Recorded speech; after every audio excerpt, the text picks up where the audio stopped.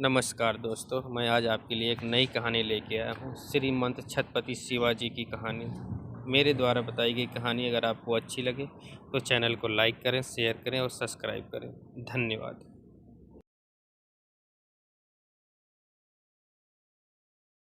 भारत के वीर सपूतों में से एक श्रीमंत छत्रपति शिवाजी महाराज के बारे में सभी लोग जानते हैं। बहुत से लोग इन्हें हिंदू हृदय सम्राट कहते हैं तो कुछ लोग इन्हें मराठा गौरव कहते हैं, जबकि वे भारतीय गणराज्य के महानायक थे।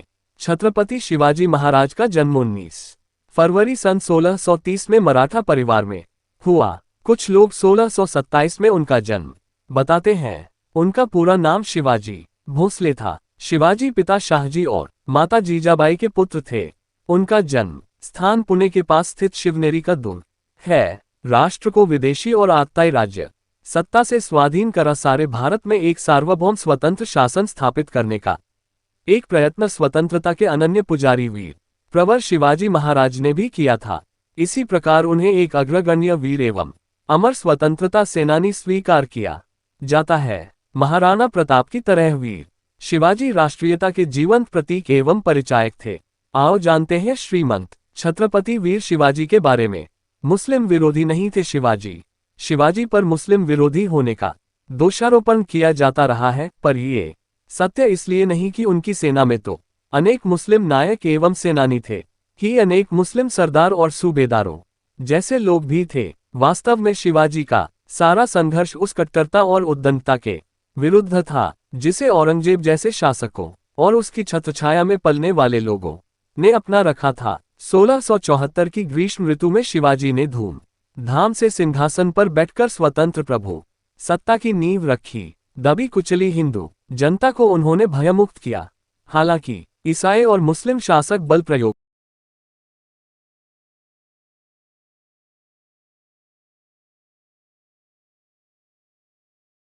के जरिए बहुसंख्य जनता पर अपना मत थोपते अतिरिक्त कर लेते थे, जबकि शिवाजी के शासन में इन दोनों संप्रदायों के आराधना स्थलों की रक्षा ही नहीं की गई, बल्कि धर्मांतरित हो चुके मुसलमानों और ईसाइयों के लिए भय मुक्त माहौल भी तैयार किया।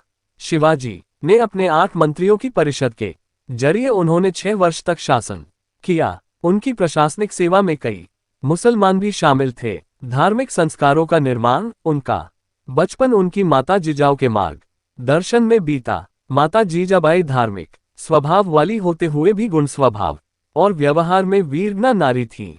इसी कारण उन्होंने बालक शिवा का पालन पोषण रामायण, महाभारत तथा अन्य भारतीय वीरात्माओं की उज्ज्वल कहानियां सुना और शिक्षा देकर किया था। दादा कोंडदेव के संरक्षण में उन्हें सभी तरह की सामयिक युद्ध आदि विधाओं में भी निपुण बनाया था। धर्म, संस्कृति और राजनीति की भी उचित शिक्षा दिलवाई थी। उस युग में परम संत रामदेव के संपर्क में आने से शिवाजी पूर्णतया राष्ट्रप्रेमी, कर्तव्यपरायण एवं कर्मठ योद्धा बन गए। बचपन में खेल खेल में सीखा किला जीतना। बचपन में शिवाजी अपनी आयु के बालक इकट्ठे कर उनके नेता बनकर युद्ध करने और किले जीतने का खेल खेला करते थे।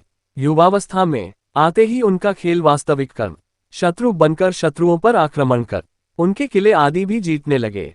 जैसे ही शिवाजी ने पुरंदर और तोरण जैसे किलों पर अपना अधिकार जमाया, वैसे ही उनके नाम और कर्म की सारे दक्षिण में धूम मच गई। ये खबर आग की तरह आगरा और दिल्ली तक जा पहुंची। अत्याचारी किस्म के तुर्क, यवन और उनके सहायक सभी शासक उनका नाम सुनकर ही मारे डर के चिंतित होने लगे थे।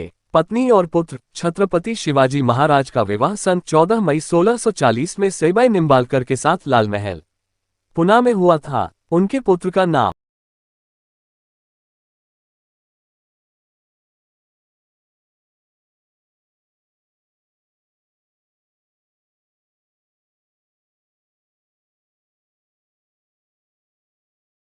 संभाजी था। संभाजी 14 मई 1657, मृत्यु 11 मार्च 1689 शिवाजी के ज्येष्ठ पुत्र और उत्तराधिकारी थे, जिसने 1680 से 1689 तक राज्य किया। शंभूजी में अपने पिता की कर्मठता और दृढ़ संकल्प का अभाव था।